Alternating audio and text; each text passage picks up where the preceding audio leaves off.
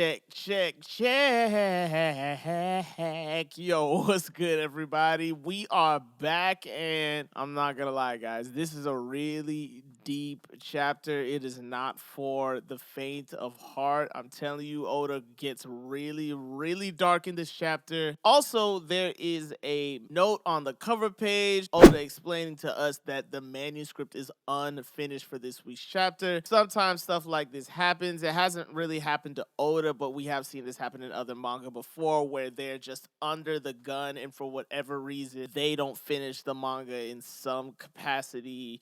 In this case, some of the artwork just looks a little sketchy. It's not a huge deal, honestly. Oda's sketches are better than most of ours, right? But being an artist myself, I totally empathize with what he has to go through on a weekly basis, and we know that the life of a mangaka ain't no joke. We know it's crazy. So Oda, we totally understand, bro. Nothing comes before your health and safety. You already know the catchphrase, stay safe, stay healthy, right?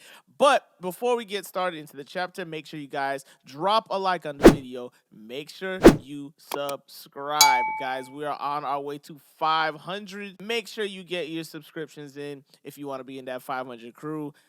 And you already know what to say. Let's get straight into it. Hey, listen!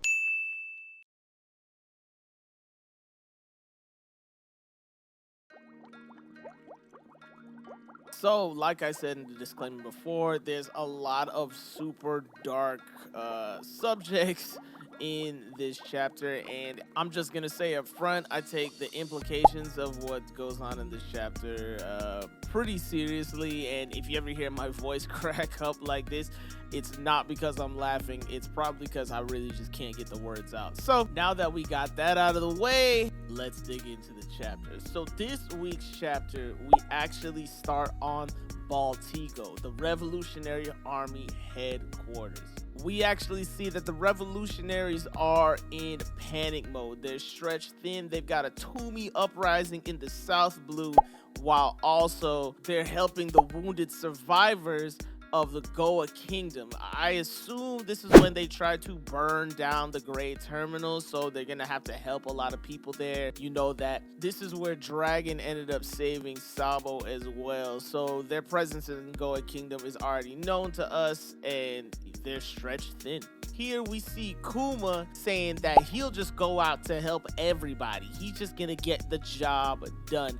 And Ivankov is telling KUMA, yo, you're being really rash. You've been acting like this ever since Jenny got captured. And we all see KUMA's face here. You know he's a man with a mission. He's probably had reckless abandonment ever since Jenny got captured, and he probably shoulders that burden. So here we get a quick little flashback to the moment where Dragon actually told KUMA about Jenny being captured, and he tells him it seems that she caught the eye of a celestial dragon, and they took her on a government ship to become that celestial dragon's wife. KUMA's face is absolutely stunned. Here we cut to the Toomey uprising, and we see that they've won. I guess KUMA was really the cornerstone, the ace for them to be able to tip the scales of battle in their favor, and they have won. You even see the Marines here. They're getting messages in saying that the enemy, in this case the Revolutionary Army, took them by surprise. We even see that KUMA has fought so hard here that he's worn himself out, and he's telling Dragon, yo, I'm gonna have to return by ship. So it's interesting here that the pawpaw fruit, it actually does have limitations, and you can get tired. And I think every devil fruit pretty much has limitations, so this shouldn't be that surprising. But KUMA cannot teleport back to Baltigo. He does have to actually get on a ship and sail there, so that's interesting. But we get a general overview from the narrator, and he's saying that it's been about 2 years since Jenny was captured and taken to Merijoa to be the Celestial Dragon's bride. Here's where it gets pretty dark, so y'all better buckle up. KUMA eventually arrives on Baltigo, and they actually get a call from Jenny. To their surprise, she tells them that she finally made it back to the surface, and that the celestial dragons threw her away because she got sick. She continues to tell them that this will be their last time speaking. She wanted to see everybody, but she's at death's door. And of course, KUMA has a normal reaction and he's freaking out. He's saying, wait, where are you? I can be there in an instant. But she tells him, look, calm down. I don't want you to see me like this. Don't come all this way. But of course, KUMA disappears instantly because he knows where she would go. While this is happening, she tells Dragon, listen, KUMA has a really big heart, so please take care of him for me.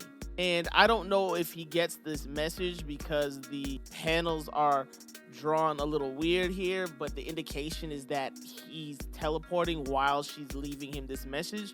But she says that, KUMA, I just want you to know I love you, I always have, and I always will. At this point, KUMA appears in Sorbet Kingdom and he's saying, where's Ginny? They say she's inside the church, but by the time KUMA gets there, her entire body turned to all blue stones. This is the sickness that Ginny has contracted while being in captivity in Marijoa, and they explained to KUMA that this happened when she was exposed to sunlight. Her skin hardened like stone and turned all blue. The old couple are explaining to KUMA here, listen, we understand that she's dead, but she actually burnt up her remaining time in the sun to save her daughter. And KUMA's completely broken here. He is just 100% a absolute wreck. He's holding her baby Bonnie, and you know, he's just in tears. And we all feel for KUMA right now, bro, because we saw this relationship grow, even though it's in a flashback. We saw it grow. We know what these two meant to each other. We know that she even asked KUMA to marry him a couple of times, but KUMA was too afraid because obviously being a Buccaneer, you know what that comes with. So it's really, really sad to see KUMA like this. Honestly, KUMA's backstory might be top 2, maybe top 1 most tragic backstories in the whole story. I mean, I don't know if Luffy's or somebody else is worse, but this one is pretty bad. KUMA lays Ginny to rest, telling her that she can rest easy knowing that he will raise her daughter well. We get a montage of KUMA learning how to feed and take care of Bonnie when she's a baby. He realizes she has a gigantic appetite just like her mother. It brings tears to his eyes. And we see Bonnie grow up to be, she's kind of this perfect, cute little girl. All the townspeople are in love with her. KUMA's just shedding tears of joy watching Bonnie grow up. Obviously, it's a sore spot for him, but he feeds her, he raises her, all while dipping out and going to work for the Revolutionary Army, bro. So he's living 2 different lifestyles right now. He's living one at home with Bonnie as the dad of the year, and he's going out and being a commander in the Revolutionary Army at this time. We even see him training Sabo during the same time. So very, very interesting time frame we're working with. Anyways, from here we cut to the church in Sorbet Kingdom. We see the 2 dudes that are always hanging around. They actually come into the church and they see KUMA and they say, yo, bro, what in the world are you just doing in here? You closed up all the windows. Like, what's going on? KUMA's very serious here. He says, close the door. And they say, why? And he said, take a look at her. Bonnie has actually contracted the same disease that her mother got. She sees a blue stone underneath her right eye, and these 2 dudes freak out. They're like, yo, we're gonna go find a doctor. He says, thank you. They run the hell out of there. The doctors come, but these doctors have absolutely no idea what the hell is going on, right? One of the doctors saying, oh, you say it's caused by sunlight? Well, let's put her in sunlight and see what happens. And they're like, yo, you're friggin' crazy. While the other doctor, she's never seen this before. She's saying, well, it's not white lead poisoning, but I don't know what it is. From here, we see KUMA cut to the Revolutionary Army. He's telling them, yo, I gotta leave, Dragon. I'm sorry, but I can't continue being a revolutionary. I have to be there for Bonnie. I already lost Ginny, and Dragon is, of course, understanding. He tells KUMA, listen, we have to live without regrets. So we're going to use everything in our power to help you. We're going to reach out to doctors across the world. Vegapunk. We're going to reach out to doctors across the world to try and find you a cure. We jump forward in time again. Here it's 7 years ago, when Bonnie was 5. So I guess that means Bonnie is 12 years old in the current story. Wow. No wonder Vegapunk is always referencing her as a little kid. She actually is a little kid. But anyways, we see that she's become basically like, I guess, like an urban legend to the kids in the neighborhood. They think she's a vampire, and that's the reason why she stays in the church only. Obviously, we know that she stays in the church for protection from the sun. However, the kids are teasing her. They're calling her a vampire, and she beats them up, right? This is exactly Bonnie's temperament, and it's similar to her mom. She does kick one of the kids in the face, and it's right next to the door, and KUMA has to rush over and be like, yo, Bonnie, chill out. You know you can't get too close to the sunlight. Even if you're just a little close, it can cause real problems. But anyway, we see later on that day that Bonnie is actually pouting about those kids teasing her. They're teasing her about her face.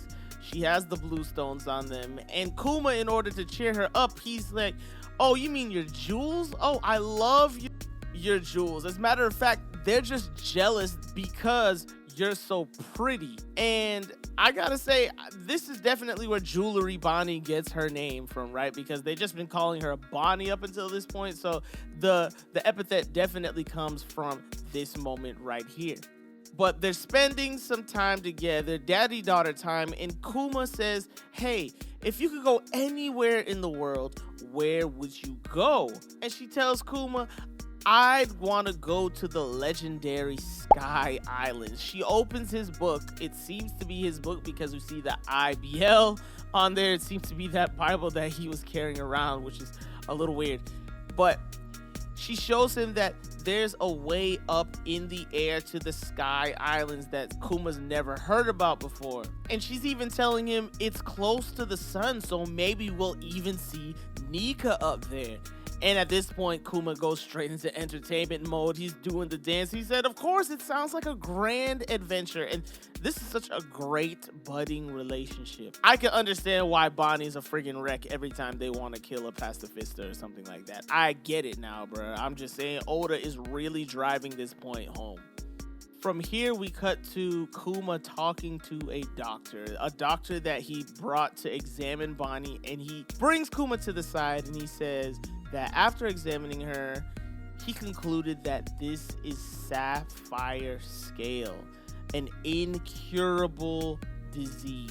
KUMA's like, yo, chill. Can you say a little quieter? He says, these days, you almost never see it. It's super rare, but the stones will grow exponentially when bathed in any form of natural light. The sun, the moon, any form of natural light will make these stones grow and eventually completely take over their body. But even if you do completely avoid sunlight, it's only a matter of time before the disease catches up with the person. He goes on to tell KUMA, forgive me, this is the hardest part of the job, but your daughter really only has like another 5 years till it's all over. And it'll be a miracle if she reaches her 10th birthday. Of course, KUMA is absolutely shocked, frozen. This is happening again. This is a horrible feeling, and I just feel bad for KUMA this entire chapter. I don't even see how any person could shoulder this burden. Like, this is crazy. Kuma's so deep in thought that Bonnie's able to sneak up on him. She scares him. She catches him completely off guard. And she says, "Hey, I heard it all. You said it will all be over by my 10th birthday, right?" Kuma is absolutely freaking out here because he didn't realize that Bonnie was eavesdropping on the entire conversation. But she takes a 5-year-old approach on it, and she actually believes the opposite of what's happening, and that she'll be cured by her 10th birthday. And she's telling Kuma, well, if I'm gonna be all better by the time I'm 10, then that means we can go on all those trips we talked about, right? And Kuma, being the father that's in a really tight spot right now, he's saying, well, sure, why not? Of course we can. By the time you turn 10, you'll be absolutely cured. And she is ecstatic. Kuma's not gonna break her heart. He's not gonna let her down like that. From here, we cut to the narrator, and we see the doom and gloom roll in over the Sorbet Kingdom, and the narrator says a familiar nightmare would soon descend on the kingdom of Sorbet 1 year later. So Bonnie is 6, and the old people are running to Kuma saying, "Kuma, please save us. The king returned, and he's just as monstrous as ever. He plans on burning the people in their homes." 16 years prior to this, he already tried getting rid of the old and the poor people.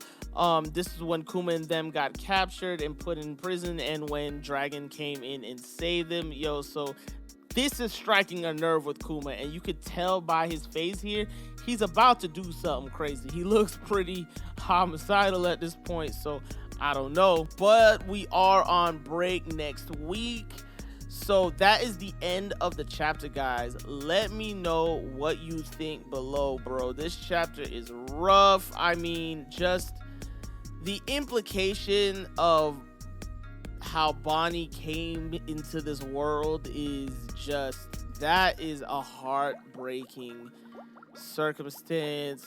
I mean, we only had Ginny for a short time, but I already feel like she was one of our favorite characters, at least for this arc. I mean, she's the MVP of the entire God Valley incident, and obviously our boy Kuma's going through it. So let me know what you guys think down below. Of course, this chapter is really dark, it's pretty crazy, and it was pretty lengthy. So let me know what you think. Let me know what you guys think about baby Bonnie. This is your boy Seafood, that guy, speaking to you live. Make sure you guys stay safe, stay healthy, and I will catch you guys next time. Peace.